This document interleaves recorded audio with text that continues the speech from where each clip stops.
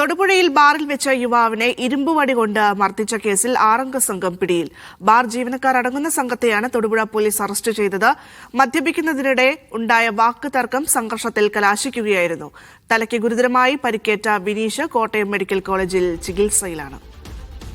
ആഷിഖ് ചേരുന്നുണ്ട് വാർത്തയുടെ വിശദാംശങ്ങളുമായി. ആഷിഖ്, ഈ മദ്യപിക്കുന്നതുമായി ബന്ധപ്പെട്ട തർക്കമാണ് പിന്നീട് ആക്രമണത്തിലേക്ക് പോകുന്നത്. എന്തായാലും പ്രതികൾ പിടിയിലായിട്ടുണ്ട്. വിവരങ്ങൾ ഭദ്ര ചൊവ്വാഴ്ച എന്ന് വെച്ചാൽ വിഷുത്തലേന്നാണ് രാത്രി അർദ്ധരാത്രിയോട് അടുപ്പിച്ച് ബാറിൽ വെച്ച് ഈ സംഘർഷം ഉണ്ടാകുന്നത്. തൊടുപുഴ നഗരത്തിൽ തന്നെ പ്രവർത്തിക്കുന്ന സ്വകാര്യ ബാറിൽ വെച്ച് മദ്യപാനത്തിനിടെയുണ്ടായ ചില വാക്കുതർക്കങ്ങളാണ് പിന്നീട് വലിയ സംഘർഷത്തിലേക്ക് നയിക്കുന്നത്. ബാറിലെ മാനേജർ അടക്കമുള്ള 6 അംഗ സംഘം തൊടുപുഴ സ്വദേശിയായിട്ടുള്ള വിനീഷ് വിജയനെ ക്രൂരമായി മർദ്ദിക്കുകയായിരുന്നു. ഇരുമ്പ് കമ്പി അടക്കം തലയ്ക്ക് ഗുരുതരമായി പരിക്കേൽക്കുന്ന രീതിയിലേക്ക് ആക്രമണം നടത്തുന്ന സാഹചര്യം ഉണ്ടായി. പിന്നീട് ഇയാളെ ആശുപത്രിയിൽ പ്രവേശിപ്പിക്കുകയും വിദഗ്ധ ചികിത്സയ്ക്കായി കോട്ടയം മെഡിക്കൽ കോളേജിലേക്ക് മാറ്റുകയും ചെയ്തു.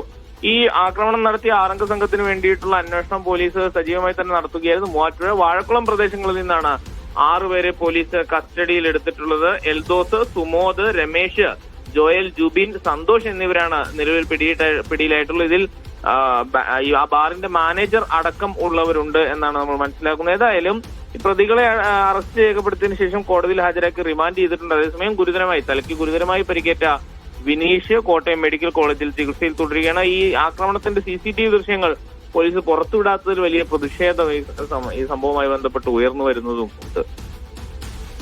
ശരി, മുഹമ്മദ് ആഷിഖാണ് വാർത്തയുടെ വിശദാംശങ്ങൾ നൽകിയത്.